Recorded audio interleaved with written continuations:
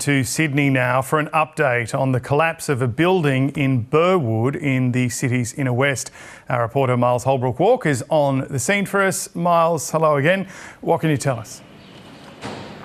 Well, James, there appears to be a little bit more movement around. We've got a couple of government officials, including safe work inspectors, presumably assessing whether or not works can resume to stabilise this site. It's a planned demolition here that's been accelerated by Mother Nature yesterday afternoon when howling winds pushed up and actually damaged not only the scaffolding that was supporting this western wall here, which is severely impacted, but also the actual concreting itself. And for a brief period of time, there was some fears over the safety of workers on site, as well as people in a nearby building. About 50 people, residents and indeed some workers too, had to be evacuated from the scene and weren't actually able to return to their places overnight. They had to sleep elsewhere, and accommodation arranged for them by the government. Now a mixture of state government workers, council workers, as well as fire and rescue employees are all here on site waiting to resume work. So we did have to see a cessation of work at one point this morning due to some malfunctions with a hydraulic machine.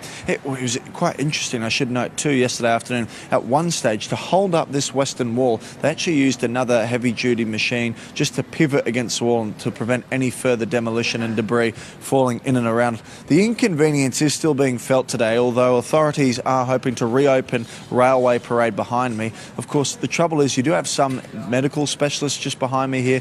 People cannot access their clinic appointments at the moment that will resume, I should say, at 8:30 in the morning. So those currently being stifled. So that knock-on of inconvenience being affected right now. But authorities, as I say, James, hopeful that they can reopen the road and resume the demolition in a safe way. The good news is, though, no serious injuries at the moment and no other injuries reported. So considering what's happened here, it is an overall a very safe outcome in what could have been far, far worse.